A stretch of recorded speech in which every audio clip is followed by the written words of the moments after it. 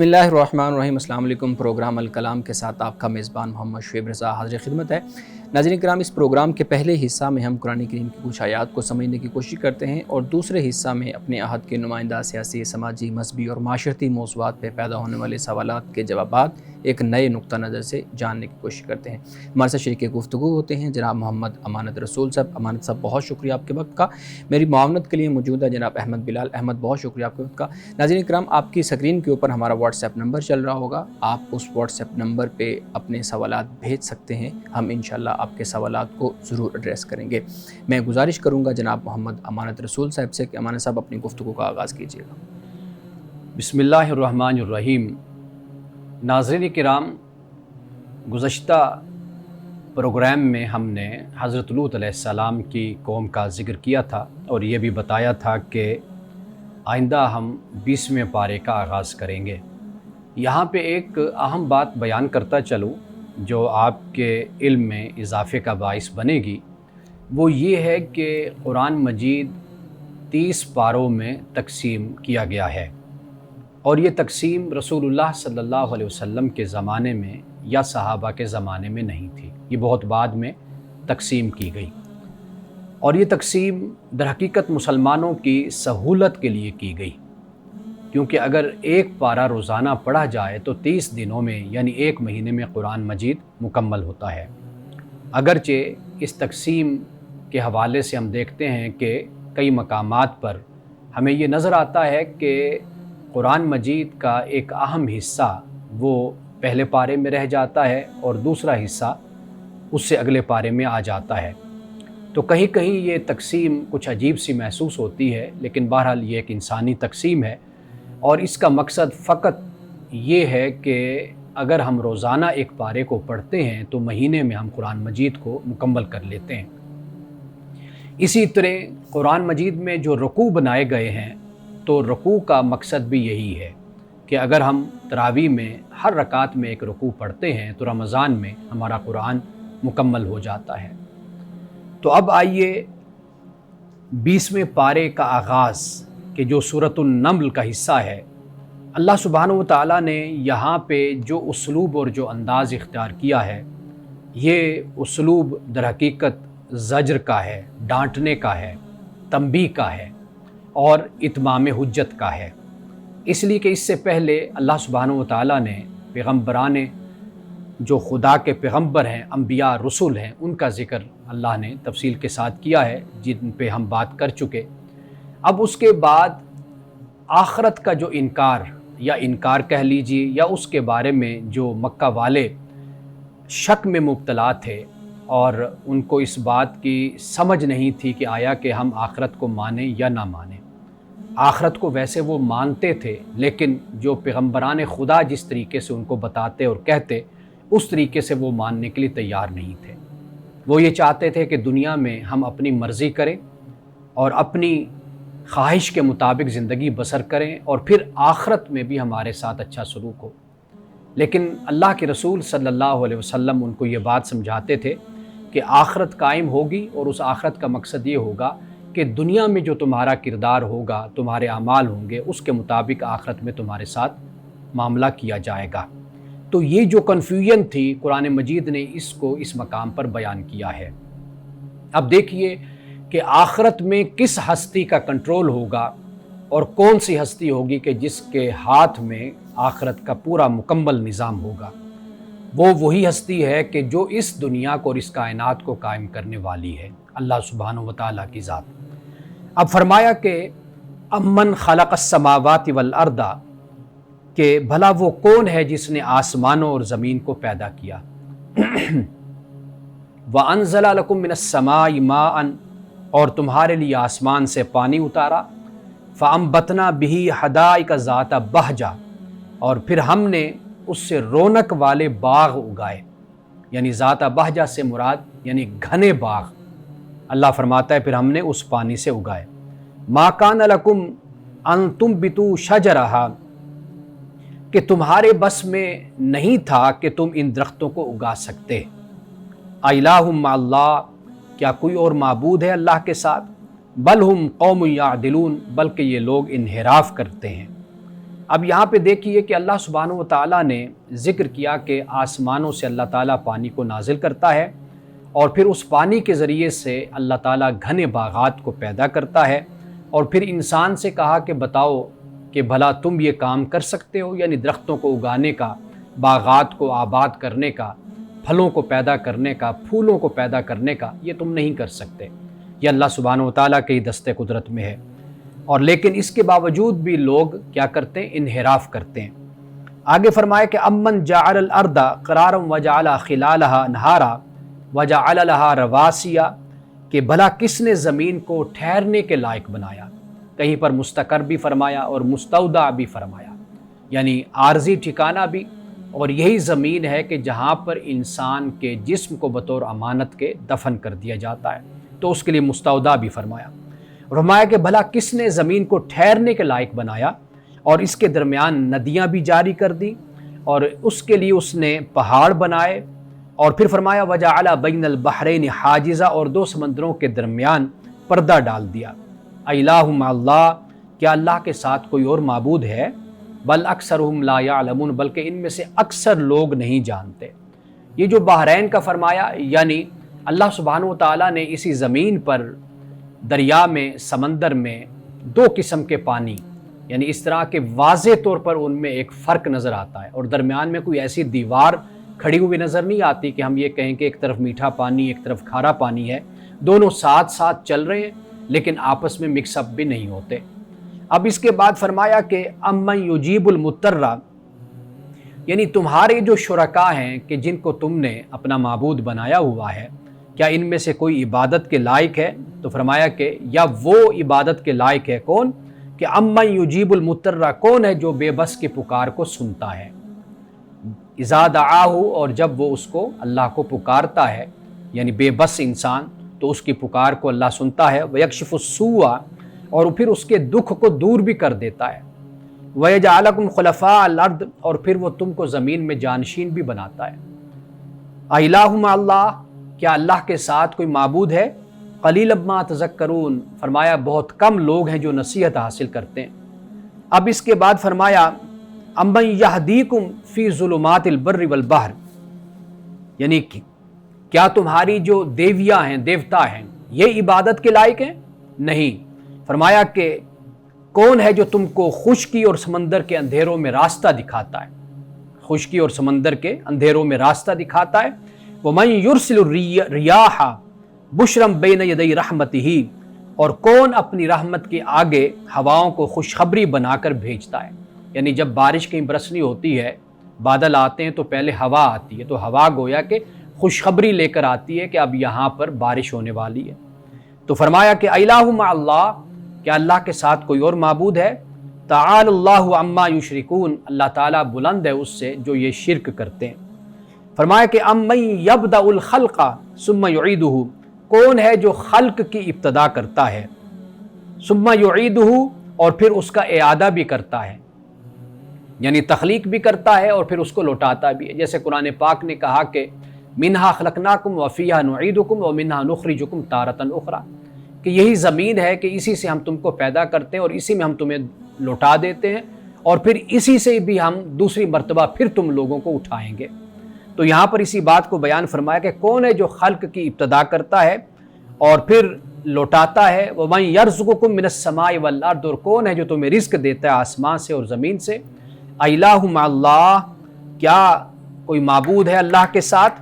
قُلْ هَاتُوا بُرْهَانَكُمْ إِن كُنتُمْ صَادِقِينَ، اور پھر فرمایا کہ کہہ دیجئے کہ لاؤ اپنی دلیل کو، اپنے برہان کو، ان کنتم صادقین، اگر تم سچے ہو، یعنی جو کچھ بھی ان آیات میں بیان کیا گیا ہے اور تمہیں چیلنج بھی کیا گیا، تمہیں اتمام حجت کے طور پر سب کچھ بتا دیا گیا، زجر و توبیخ کی گئی، تنبیہ کی گئی، تمہیں خبردار کیا گیا، اگر اس کے مخالف میں اور اس کے رد میں تمہارے پاس کوئی دلائل ہیں، یا جو تم اپنے دعوے کرتے ہو تو اس کے حق میں تمہارے پاس دلائل ہیں، تو اپنے دلائل لاؤ اگر تم سچے ہو تو۔ ناظرین کرام، یہاں وقت ہوا چاہتا ہے ایک بریک کا، ہمارے ساتھ رہیے۔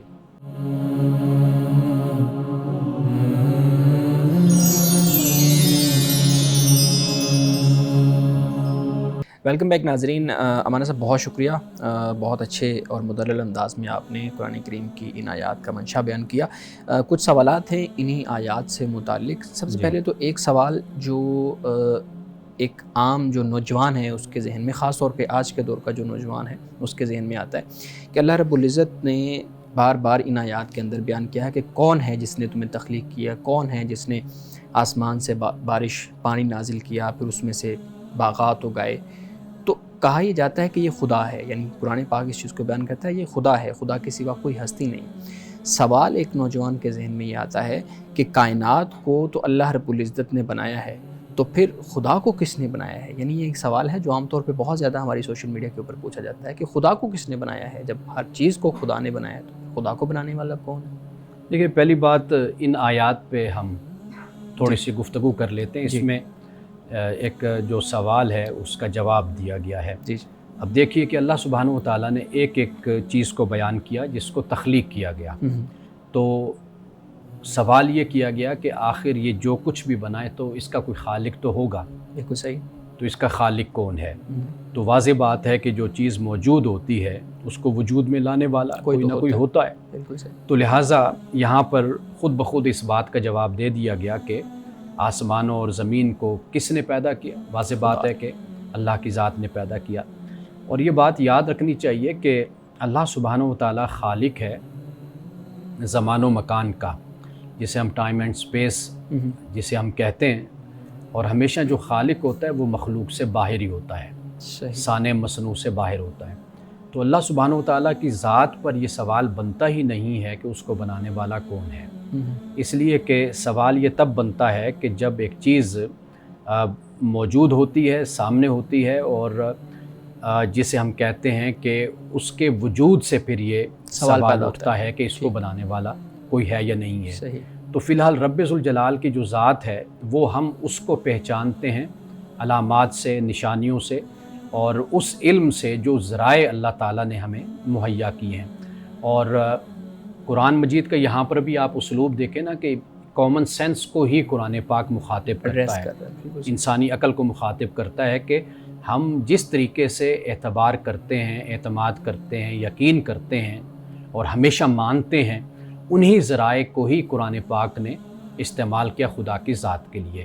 تو لہٰذا یہ جو سوال بنتا ہے یہ تب ہی اس کا جواب ہوگا کہ جب ہم خدا کی بارگاہ میں جائیں گے اور اس سے ملاقات ہوگی تو پھر اس پر وہاں پر بات ہوگی. بالکل ٹھیک ہے.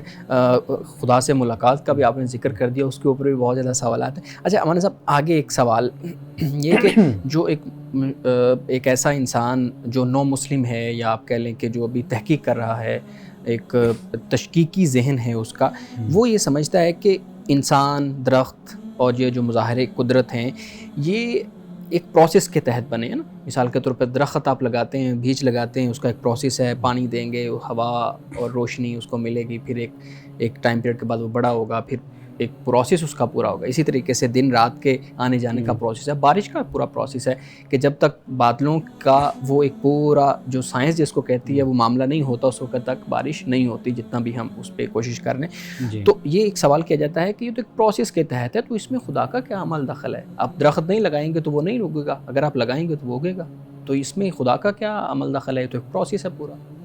دیکھیے قرآن پاک نے بڑا اچھا یہاں پہ جواب دیا جو ابھی ہم نے پڑھا درس میں, کہ ما کان لکم ان تنبتوا شجرہا, کہ یہ تمہاری ہمت نہیں ہے کہ تم ان کو اگا سکو, درخت کو اگا سکو. تو معاملہ کیسے کا نہیں ہے. سائنس ہمیشہ جو مادہ موجود ہے اس پر تحقیق کرتی ہے, اس کو دریافت کرتی ہے. تو سارا جو زور ہے, ساری جو توجہ ہے سائنس کی وہ مادے پر ہے. لیکن یہاں پر جو سوال مذہب جس سوال کا جواب دیتا ہے وہ یہ ہے کیوں, کہ یہ کیسے کے بجائے کیوں وجود میں آئی, اور اس کا خالق کون ہے, اس کو بنانے والا کون ہے. اصل یہ سوال ہوتا ہے. یعنی آپ کسی بھی چیز کو لے لیں گے تو سوال پھر اسی جگہ پر ہی کھڑا رہے گا. یعنی آپ اگر یہ کہیں گے کہ درخت کیسے بن گیا, آپ نے اس کا جواب تو دے دیا, لیکن پھر سوال یہ بنے گا کہ یہ کیسے, جو آپ نے انگریڈینٹس یا عناصر جو آپ نے بیان کی ہیں, ان عناصر کو پھر پیدا کرنے والا کون ہوتا ہے. سوال انتہا پہ جا کر, آخر میں جا کر کھڑا پھر اسی خالق پر ہی کھڑا ہو جاتا ہے, اور وہ ماننا ہر صورت میں انسان کے لیے لازم ہو جاتا ہے کہ کوئی نہ کوئی بنانے والا، تخلیق کرنے والا ہے کہ جس کی بنیاد پر یہ وجود میں آئے. اور پھر اس کو جیسے ہم یہ کہتے ہیں نا کہ ایک چیز کسی سبب سے وجود میں آتی ہے اور پھر وہ آخر تک جب آپ جائیں گے تو اس سبب کو آپ ختم کریں گے یا وہ سبب نہیں ہوگا تو تب ہی جا کر یہ جو دور جس کو ایک کہتے ہیں ایک تسلسل، یہ جا کر پھر آخر میں جا کر رکے گا. ورنہ یہ جو ہوتا ہے یہ بالکل ہی محال ہے کہ اس طریقے سے ہم کہیں کہ اس کو اس نے بنایا، اس کو اس نے بنایا، تو پھر جا کر آخر میں پھر سوال یہ اٹھے گا کہ آخر میں تھا کون علت اولا، کہ جو بنانے والی اور تخلیق کرنے والی وہ ذات ہے، وہ پھر خدا کی ذات پر ہی جا کر بات ختم ہو جاتی ہے. بالکل ٹھیک ہے. ہم سوالات کر رہے ہیں کہ جو نوجوانوں کے ذہن کے اندر چیزیں آتی ہیں. اچھا، انہی آیات کے اندر مستودع زمین کو ایک قرار، یعنی اس کو ٹھہراؤ، رہنے کی جگہ، رہنے کی جگہ اس کو بنایا گیا. تو اس سے ایک تو یہ بتائیے گا کہ اس سے کیا مراد ہے. دوسرا یہ کہ اگر کل کو سائنسدان یعنی آگے ریسرچ ہو جاتی ہے، کوئی تحقیق اس میں مزید ہو جاتی ہے اور کسی اور سیارے کے اوپر زندگی کا وجود ہو جاتا ہے، سائنسدان اس میں کامیاب ہو جاتے ہیں کہ کسی اور سیارے کے اوپر زندگی کا وجود اب ہے، تو کیا پھر بھی زمین کو ہی ہم مستودع کہیں گے یا پھر وہ دونوں سیارے مستودع یا قرار پائیں؟ دیکھیے، پہلی بات تو یہ کہ وہ تو مستقبل کا معاملہ ہے جی، لیکن قرآن پاک نے فی الحال جو مخاطب کیا وہ انسان کو مخاطب کیا، جو اس زمین پر رہنے والا ہے اس کو قرآن پاک نے مخاطب کر کے، اور زمین کو در حقیقت اللہ نے اپنی نشانیوں میں سے ایک نشانی بتائی. اور ان تمام مخلوقات کو بیان کرنے کا مقصد یہ ہوتا ہے کہ انسان کبھی اس بات کو نہ بھولے کہ وہ ذات کے جو آسمان کو، زمین کو تخلیق کرنے والی ہے، جو پہاڑوں کو پیدا کرنے والی ہے اور جو اتنی بڑی کائنات کی خالق ہے، وہ ذات کہیں پر مجبور محض نہیں ہو سکتی کہ وہ کل انسان کو قبروں سے نہ اٹھا سکے یا آخرت کو برپا نہ کر سکے. یہ در حقیقت یہ جتنے بھی دلائل دیے جاتے ہیں اور جو بیان کیے جاتے ہیں، یہ انسان کو اس طرف متوجہ کرنے کے لیے بیان کیے جاتے ہیں کہ اللہ سبحانہ و تعالیٰ کی ذات جو ان کو پیدا کرنے والی ہے وہ قیامت بھی برپا کرنے والی ہے. تو لہٰذا وہ جو زمین کو اللہ تعالیٰ نے بیان کیا، ایک اور مقام پر اس انداز سے بھی بیان کیا کہ یہ زمین کو قرار اور ٹھہراؤ والا کر دیا کہ یہ تمہیں لے کر ڈولتی نہیں ہے، زمین ادھر ادھر نہیں ہوتی. تو وہ چیز ہمیں یہاں پر نظر آ رہی ہے.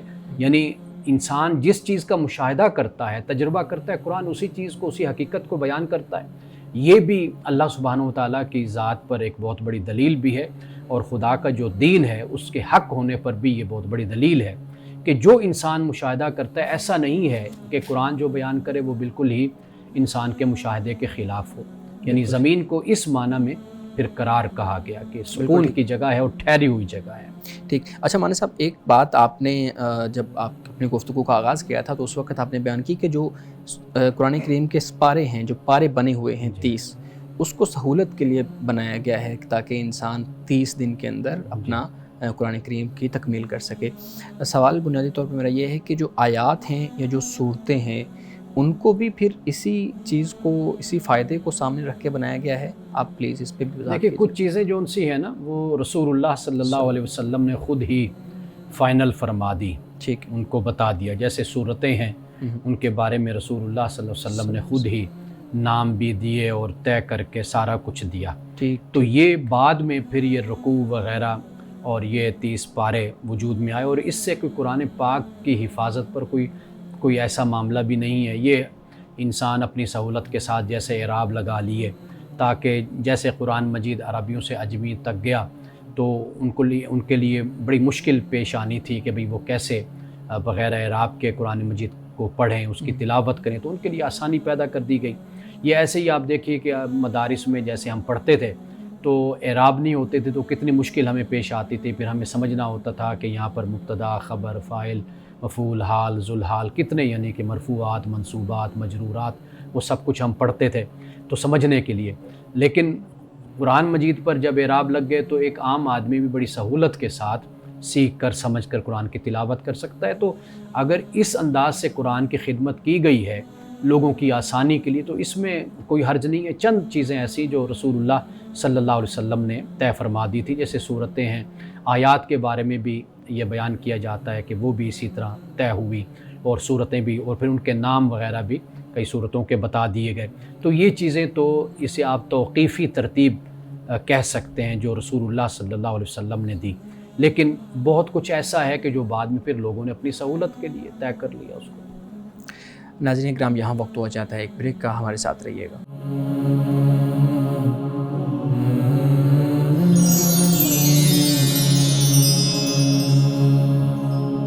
ویلکم بیک ناظرین۔ امان صاحب، ایک جو بہت اہم مسئلہ ہمارے ہاں پچھلے دنوں ہوا، تو میں چاہوں گا اس کے اوپر بھی آپ اپنی جو ہے نا رائے وہ ضرور دیجیے گا، کہ بلوچستان کے اندر ایک شخص کو مار دیا گیا جیل کے اندر، یعنی وہ پولیس کی کسٹڈی میں تھا تو تھانے کے اندر، تو اس کو مار دیا گیا۔ اس پہ الزام تھا کہ اس نے معاذ اللہ رسول اللہ صلی اللہ علیہ وآلہ وسلم کی گستاخی کی ہے۔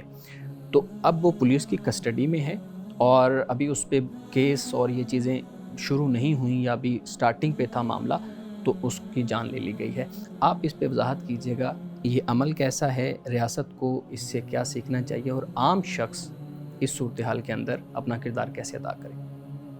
اچھا، سب سے پہلی بات تو یہ ہے کہ یہ جو مسئلہ ہے اسے فقہا نے اپنی کتب میں، اپنی کتابوں میں بیان کیا ہے، ٹھیک، اور اس پہ ایک طرح سے آپ کہہ لیجیے اختلاف کا پہلو سامنے آتا ہے۔ وہ یہ ہے کہ اگر کوئی شخص اس جرم، اس گناہ کا ارتکاب کرتا ہے، اور یہ یعنی اس کی بدنصیبی ہے، بدقسمتی ہے کہ اگر وہ ایسے الفاظ توہین کے، گستاخی کے اپنے منہ سے نکالتا ہے، تو اس کے بارے میں ایک رائے جو ہے وہ تو یہ ہے کہ ایسے شخص کی توبہ قبول نہیں ہوتی، ٹھیک، جس میں علامہ ابن تیمیہ بھی ہیں اور مالکی فقہ کے جو فقہا ہیں، علماء، ان کی بھی یہ رائے ہے۔ لیکن جو احناف ہیں ان کا نقطہ نظر اس حوالے سے یہ ہے کہ اگر کوئی شخص اس کا ارتکاب کرتا ہے تو اگر اس کو موقع دیا جائے گا کہ وہ توبہ کر لے، تو اگر وہ توبہ کر لیتا ہے اور اس طرف متوجہ ہوتا ہے کہ یہ مجھ سے بہت بڑا گناہ ہوا، غلطی ہوئی، تو میں اس پر معافی مانگتا ہوں، توبہ کرتا ہوں، تو اس کی توبہ کو قبول کر لیا جائے گا، اور باقی پھر اس کے معاملاتی زندگی ایسے ہی ہوں گے جو ایک نارمل طریقے سے ہوتے ہیں۔ پھر معاشرے میں، سماج میں کوئی بھی اس کو کوئی تکلیف نہیں پہنچائے گا، کوئی اذیت نہیں دے گا، کوئی کسی طریقے سے بھی اس کی جو زندگی ہے اس میں رکاوٹ نہیں کھڑی کرے گا۔ تو ایک دوسرا نقطہ نظر جو فقہائے احناف کا ہے وہ یہ نقطہ نظر ہے۔ اب ایک تو یہ مسئلہ ہو گیا۔ دوسرا مسئلہ یہ ہے کہ اگر کوئی شخص ایسا کہہ بیٹھتا ہے تو شرعاً، قانوناً، اخلاقاً اس کو یہ موقع دیا جانا چاہیے کہ وہ اپنی بات کو بیان کرے، یعنی اپنی صفائی کہہ لیجئے، یا کئی دفعہ ایسے ہوتا ہے سبقت لسانی ہو جاتی ہے کہ انسان اپنے منہ سے کہنا کچھ چاہتا ہے اور نکل کچھ جاتا ہے۔ کئی دفعہ ہم تقاریر بھی کرتے ہیں تو تقریروں میں بھی ہم سے ایسا ہو جاتا ہے، علماء سے بھی ہو جاتا ہے، خطباء سے بھی ہو جاتا ہے، سیاستدانوں سے بھی ہو جاتا ہے، حکمرانوں سے بھی ہو جاتا ہے۔ انسان سے کبھی ایسی بات منہ سے نکل جاتی ہے وہ جو کہنا نہیں چاہ رہا ہوتا، لیکن کئی دفعہ وہ چیز اتنی وائرل ہو جاتی ہے کہ اس کو اس کا موقع ہی نہیں دیا جاتا کہ وہ اس کی صفائی کے بارے میں کچھ کہا جائے۔ تو جب ہم فقہائے احناف کی بات کرتے ہیں تو ہمیں وہاں پر یہ بات ملتی ہے کہ اگر ایک شخص کوئی بات کہتا ہے اور اس کی تعویل کا 1% بھی امکان ہے تو پھر بھی اس پر وہ فتویٰ گستاخی کا یا توہین کا نہیں لگائے، یعنی 99% بات اس کی گستاخی میں جا رہی ہے، نیگیٹو ہے، لیکن 1% تعویل سے وہ بات پوزیٹیو ہوتی ہے، تو فقہائے احناف کا کہنا یہ ہے کہ آپ اس کو پوزیٹیو ہی اس کو لیں اور اس پر وہ آپ فتویٰ نہ لگائیں۔ تو لہٰذا ایک بات تو یہ ہو جاتی ہے، یعنی دوسری بات جو میں نے بیان کی ہے کہ کئی دفعہ انسان سے غلطی اس انداز سے ہو جاتی ہے بولنے میں، گفتگو میں، تو معاشرے کو اس حوالے سے اتنی اویئرنیس اور اتنی تربیت اور ٹریننگ ہونی چاہیے کہ وہ ان باتوں کو بہت اچھے طریقے سے سمجھے۔ اور تیسری بات یہ ہے کہ اگر ایسی کوئی صورتحال بن گئی اور اس کو اگر آپ تھانے میں لے آئے کسی جگہ پر، تو پھر وہ ایک پروٹیکشن میں ہوتا ہے، قانون کی پروٹیکشن، یعنی ریاست کے اس میں ہوتا ہے، جی ریاست کی پروٹیکشن میں ہے، تھانے میں ہے، یہ سارے ریاستی ادارے ہوتے ہیں، ان کا کام یہ ہوتا ہے کہ یہ اس بندے کو جان کے حوالے سے پروٹیکشن دیں، اس کی حفاظت کریں، اور پھر جو عدالت کا معاملہ ہوتا ہے، عدالت پھر اس بات کا فیصلہ آگے لے کر چلتی ہے، آیا کہ شواہد کیا بنتے ہیں، اس نے ایسا کیا ارادتاً کیا، جان بوجھ کر کیا، اس کا ماضی کیسا ہے، یا اپنے ماضی میں اسی طرح ہی بولا کرتا تھا، اس کا رویہ کیا ہے گھر میں باہر ادھر ادھر. پھر اس کی روشنی میں عدالت کوئی فیصلہ دیتی ہے کہ بھئی اس کے خلاف کیا سزا اس کو دی جائے یا نہ دی جائے، آیا کہ یہ شواہد اس کے حق میں ہیں یا اس کے خلاف ہیں. تو یہ سب کچھ جو ایک پورا پروسیجر ہے جو قانون کا ہوتا ہے، اس کا چلایا جانا بے حد ضروری ہے. اور یہ سب سے بڑی ذمہ داری علماء کی ہے کہ وہ لوگوں کو جو فی نفسی ہی مسئلہ ہے اس کے بارے میں لوگوں کو آگاہ کریں اور لوگوں کو بتائیں کہ اصل مسئلہ کیا ہے، اور ہمارے علماء اور فقہاء کی اس کے بارے میں آراء کیا ہیں، فتاویٰ کیا ہیں، اور وہ اس بارے میں کیا کہتے ہیں. تو جب تک ہم اپنی عوام کو، اپنے لوگوں کو اس بارے میں، اس مسئلے کے بارے میں صحیح طریقے سے آگاہ نہیں کرتے، تو پھر جس طرح واقعات ہمارے ہاں رونما ہوتے رہتے ہیں تو یہ پھر اسی طریقے سے ہی رونما ہوتے رہیں گے. اور پھر ریاست کی جو ذمہ داری ہوتی ہے، ریاست آخری حد تک انسان کے جو شہری ہیں ان کی جان مال، ان کی عزت اور آبرو کی حفاظت کی ذمہ داری اٹھائے، اور ذمہ دار وہ ہوتی ہے کہ اس کو چاہیے کہ وہ ہر شہری کی جان کی حفاظت کرے. بالکل ٹھیک ہے، بہت شکریہ مولانا صاحب. اچھا، ہمارے ناظرین کی طرف سے بھی کچھ سوال ہیں. میں ایک سوال آپ کے سامنے رکھتا ہوں، اس کے بعد پھر ہم بلال صاحب کے پاس بھی کچھ سوالات ہیں وہ بھی لیتے ہیں. اچھا مولانا صاحب، ایک سوال ہمارے ناظرین کی طرف سے آیا ہے کہ جو پوسٹ مارٹم کے لیے قبر کشائی کی جاتی ہے، کوئی ایسا لیگل کیس ہے، تو وہ کرنا ٹھیک ہے یا نہیں ٹھیک، اور کن کن وجوہات کی بنیاد پہ آپ قبر کشائی کر سکتے ہیں، اور اس میں کتنا عرصہ، یعنی کب اس کی فوتگی سے لے کے، اس کے فوت ہونے سے لے کے کب تک آپ اس کی قبر کشائی کر سکتے ہیں، کب تک نہیں کر سکتے؟ آپ کی آخری بات سے ہی بات کو میں شروع کرتا ہوں جواب کو، کہ اس کے لیے کوئی مدت متعین نہیں ہے کہ ہم یہ کہیں کہ بھئی اتنے عرصے تک قبر کشائی ہو سکتی، اتنے عرصے تک نہیں ہو سکتی. ٹھیک. آج کی جو میڈیکل سائنس ہے وہ اتنی ترقی کر چکی ہے کہ اگر کچھ بھی مرنے والے جو قبر میں مدفون ہے، کچھ بھی اس کے نشانات موجود ہیں تو وہ اس کے ڈی این اے لے سکتے ہیں، اس سے وہ ٹیسٹ کر سکتے ہیں اور یہ بتا سکتے ہیں کہ یہ بندہ کس طریقے سے اس کا قتل ہوا، آیا کہ یہ جو موت ہے غیر طبی موت ہے اس کی یا طبی اس کی موت واقع ہوئی ہے. تو لہٰذا ایک تو یہ بات ہے کہ اس کی کوئی مدت کا تعین نہیں کیا جا سکتا. اور دوسری بات جو آپ نے کہی ہے وہ یہ ہے کہ واضح بات ہے کہ اگر اس کا کچھ پوسٹ مارٹم کرنا ہے یا اس کا ٹیسٹ لینا ہے تو اس کے لیے کوئی نہ کوئی وجہ ہوگی. مثال کے طور پر کسی کی یکدم موت واقع ہو گئی اور اس کو دفنا دیا گیا راتوں رات، تو اس کے جو ورثاء ہیں وہ کو شبہات پیدا ہو گئے. انہوں نے کہا کہ جی ہم چاہتے ہیں کہ پوسٹ مارٹم ہو تاکہ جو قاتل ہے وہ اپنے انجام تک پہنچے. تو اب ایسی بہت سی وجوہات ہیں کہ جس کی بنیاد پر پھر وہ پوسٹ مارٹم کرتے ہیں یا ٹیسٹ لے لیتے ہیں، ڈی این اے بلڈ لے لیا یا کوئی ہڈی یا کوئی بال یا کوئی ایسی چیز لے لیتے ہیں کہ جس سے وہ ان کو معلوم ہو جاتا ہے کہ بھئی یہ لاش آیا کہ اس کے ساتھ کیا بیتی، کیا اس کے ساتھ گزرا. ٹھیک ہو گیا جی. ناظرین کرام، یہاں وقت ہوا چاہتا ہے ایک بریک کا. باقی سوالات انشاءاللہ بریک کے بعد.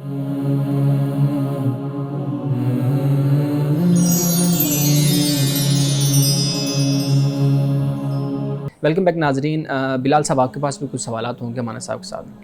جی بہت شکریہ سر. میں پوچھنا چاہوں گا کہ محلے میں یا سوسائٹی میں ایک مسجد موجود ہے اور وہ مسجد اتنی بڑی ہے کہ سوسائٹی کے سارے لوگوں کے لیے وہ کافی ہے، لیکن اس کے باوجود ایک نئی مسجد بنانا کیا اس کی اجازت ہے، یا یوں کہہ لیجئے کہ ایک ہی سوسائٹی میں کتنی مساجد بنائی جا سکتی ہیں؟ اچھا، ایسے مسائل ہمارے جیسے معاشروں میں ہوتے ہیں کہ جہاں پہ ایسا کوئی نظم و ضبط اور ڈسپلن نہیں ہوتا. ورنہ دنیا میں مختلف اسلامی ممالک کو بھی اگر آپ سامنے رکھیں گے تو آپ کو معلوم ہوگا کہ وہاں پر باقاعدہ ایک ڈسپلن اور ایک نظام رائج ہے اس حوالے سے کہ وہاں پر یہ نہیں ہوتا کہ چند لوگ اکٹھے ہوں اور وہ کہیں کہ جی ہم نے یہاں پر مسجد بنانی ہے. ہمارے معاشرے میں، ہماری سوسائٹیز میں، یہاں تک کہ ہمارے جو بڑے بڑے شاپنگ مال بھی ہیں نا، وہاں پر بھی اگر آپ دیکھیں تو ہر مسلک نے اپنی اپنی مسجدیں وہاں پر علیحدہ بنا رکھی ہوتی ہیں. یہ نہیں ہوتا کہ بھئی اختلاف کی بنیاد پر، باقاعدہ طور پر وہاں خود مسلک کے فرقے کے عالم جو ہیں وہ آتے ہیں اور ان کو باقاعدہ یہ کہتے ہیں کہ بھئی آپ اپنی علیحدہ مسجد بنائیں کیونکہ ہماری فلاں کے پیچھے ہماری نماز نہیں ہوتی۔ تو میں نے یہ دیکھا ہے کہ ہمارے محلے ہوں، سوسائٹیز ہوں، وہ سوسائٹیز جہاں پر کوئی نظم و ضبط نہیں ہے، طریقہ کار نہیں ہے، وہاں پر بھی لوگ ہر مسلک کا اپنی اپنی مسجد تعمیر کرتا ہے اور بناتا ہے۔ تو یہ تو ایک تو مسئلہ یہ ہمارے ہاں ہے، جی باقی نہیں ہے۔ پاکستان میں وہ سوسائٹیز جہاں پر پورا نظم و ضبط سوسائٹی کے پاس ہوتا ہے نا، ان کے آفس پورا نظام چلاتا ہے، تو وہاں پر بھی کسی کو اس طرح اجازت نہیں ہوتی کہ وہ جہاں چاہے، جس جگہ چاہے اور جس وقت چاہے ایک نئی مسجد تعمیر کر لے۔ تو لہٰذا یہ سوال جو آپ نے بیان کیا ایک تو ہمارے معاشرے کا ہے، ہمارے ملک کا بالکل ہے، ایسے ہی ہے۔ اور اس پر بھی اگر ہم علماء کی آراء کو پڑھتے ہیں نا، فتاویٰ کو، تو وہ ہمیں یہ بتاتے ہیں کہ جہاں پر ضرورت نہ ہو نا وہاں پر مسجد نہیں بنانی چاہیے۔ انہوں نے مکروہ اس بات کو لکھا ہے، یعنی اگر ایک مسجد ہے جو ہماری ضرورت کو پورا کر رہی ہے تو جہاں پہ ہم جا کر نماز پڑھ سکتے ہیں تو وہاں پر ہی ہم لوگوں کو نماز پڑھنی چاہیے، اور ایسا ہرگز نہیں کرنا چاہیے کہ ہم اس مسجد کے مقابل میں دوسری مسجد کھڑی کر دیں اور اس مسجد کو ویران کر دیں، یا اس مسجد کے نمازی تھوڑے ہو جائیں اور آدھے ادھر آ جائیں۔ تو اس چیز کو علماء کرام نے بھی پسند نہیں کیا۔ جی سر بہت شکریہ۔ ویسے اب تو یہ بھی دیکھا جاتا ہے کہ ایک مسجد سے نماز پڑھ کے آ رہے ہیں تو دوسری کی اذان شروع ہو جاتی ہے، کیونکہ بعض اوقات وقت بھی آگے پیچھے ہوتا ہے تو پھر بندے کا دل کرتا ہے ادھر بھی جا کے نماز ادا کر لیں۔ ہم عام طور پہ جب اپنے آبائی گھر میں ہوتے تھے تو وہ ایسے ہی تھا، ایک مسجد دائیں طرف تھی اور کچھ فاصلے سے بائیں طرف ایک دوسری مسجد تھی۔ جب دائیں طرف والی مسجد سے نماز پڑھ کے آتے تھے تو ادھر کی اذان شروع ہو جاتی تھی، تو والد صاحب دو نہیں، اب تو تین تین چار چار مسجدیں ایک ایک بالکل محلے ایسے کا، ہی ایک ایک محلے میں بنی ہوئی اور ہیں۔ بہت کم ان کا فاصلہ ہے آپس میں۔ بالکل صحیح ہے۔ سر یہ بتائیے گا کہ فرض نماز کی جماعت ہو رہی ہے تو کیا ایسا ہو سکتا ہے کہ جماعت کے دوران اگر کوئی نمازی آیا ہے اور وہ جو سنتیں جماعت سے پہلے پڑھنی ہوتی ہیں وہ شروع کر دے؟ عام طور پہ فجر کی نماز میں یہ دیکھا جاتا ہے کہ جو 2 سنتیں مؤکدہ ہیں فجر سے پہلے والی، وہ جماعت ہو رہی ہوتی ہے لیکن لوگ پہلے سنتوں کو ترجیح دیتے ہیں، اس بارے میں وضاحت کیجیے گا۔ دیکھیے، جو فجر کی نماز کے علاوہ باقی نماز کی جو سنتیں ہیں، مثال کے جی طور پر ظہر سے پہلے ہے جو مؤکدہ ہیں، عصر سے پہلے ہیں، یا اسی طرح عشاء سے پہلے غیر مؤکدہ ہیں، یہ جو ہے ان پر تو بالاتفاق یہ بات ہے کہ یہ نہیں پڑھنی چاہیے۔ نماز کھڑی ہوگی تو آپ نماز کے ساتھ شامل ہو جائیں، یعنی 3 نمازیں بن گئی نا، ظہر، عصر اور عشاء۔ فجر کی نماز پر اختلاف ہمارے ہاں پایا جاتا ہے۔ احناف کے نزدیک یہ ہے، ان کے اپنے دلائل ہیں، جی ان کا کہنا یہ ہے کہ آپ جب آ جاتے ہیں مسجد میں اور آپ دیکھتے ہیں کہ نماز کھڑی ہے لیکن آپ تشہد سے پہلے سلام پھیرنے سے پہلے آپ مل سکتے ہیں تو پھر آپ سنتیں ادا کر لیں، لیکن یہ احناف کا نقطہ نظر ہے۔ باقی جو علماء اور فقہاء کا نقطہ نظر ہے اور اہل حدیث اور سلفی جو مکتبہ فکر ہے، ان کا نقطہ نظر یہی ہے کہ آپ جیسے نماز ہو رہی ہے کھڑی ہوئی تو آپ سنتیں نہیں پڑھ سکتے، آپ پہلے نماز پڑھیے۔ اب اس کے بعد جیسے آپ فرض نماز پڑھ لیتے ہیں تو اس کے بعد پھر آپ سنتیں ادا کر لیجئے، یا پھر یہ کہ سورج جب طلوع ہو جائے تو پھر اس کے بعد وہ 2 سنتیں جو سی وہ پھر آپ پڑھ سکتے ہیں۔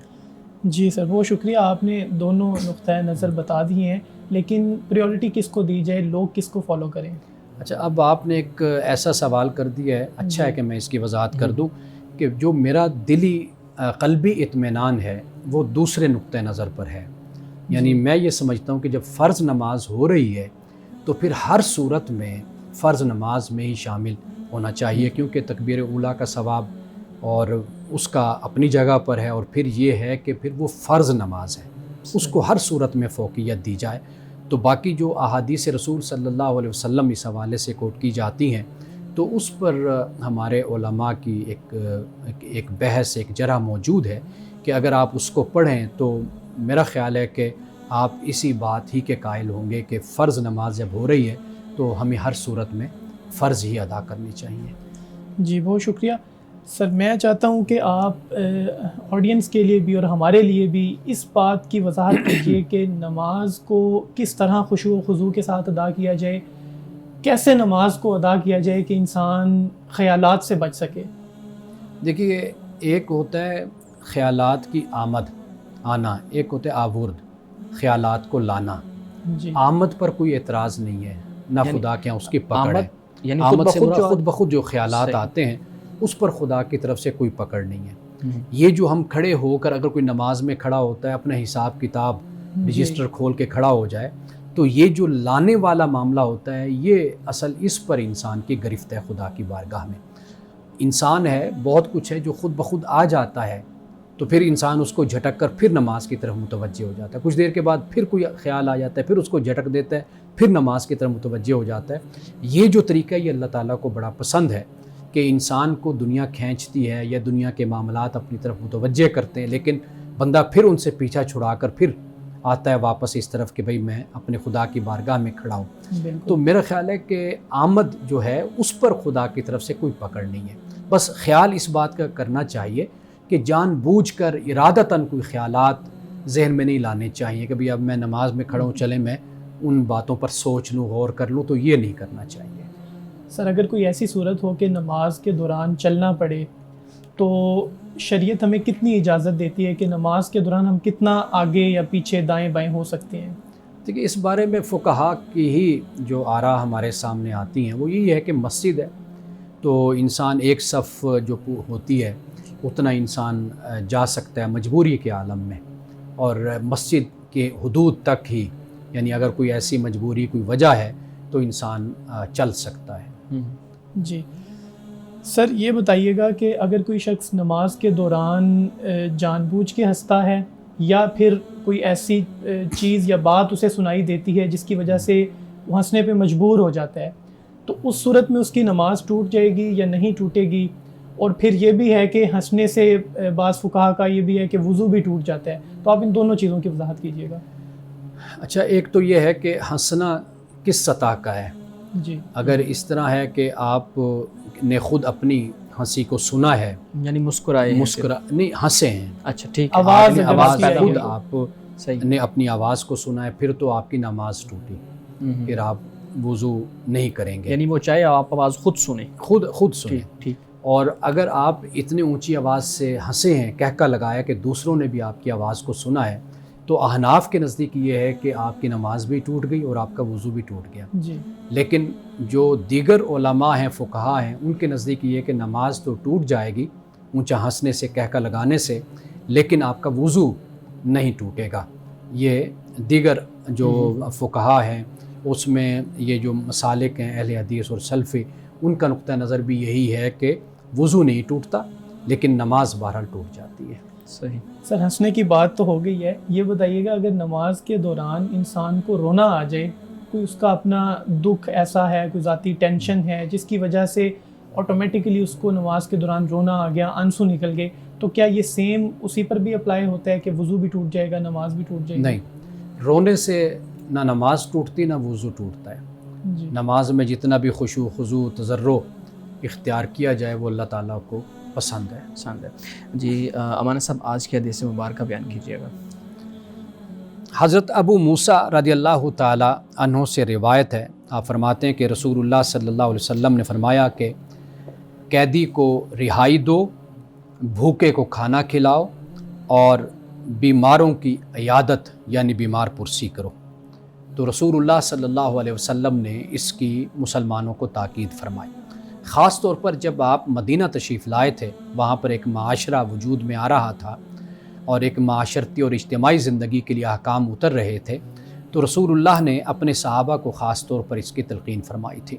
یہ قیدی کو رہائی دو، اس سے مراد یعنی جو غلام ہیں ان کو تم رہا کرو، یعنی ان کو آزاد کرو، اور بھوکوں کو کھانا کھلاؤ اور بیماروں کی عیادت کرو.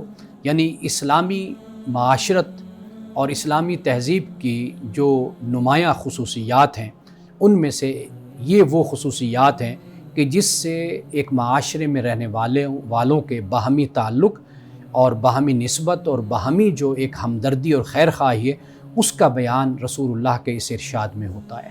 ناظرین گرامی، اس دعا کے ساتھ اپنے پروگرام کا اختتام کریں گے. اللہ رب العزت حسن کلام اور تاثیر کلام عطا فرمائے، ہماری زبان کی گروں کو کھول دے اور سننے والوں تک خیر کا پیغام پہنچے. اجازت دیجیے، خدا حافظ.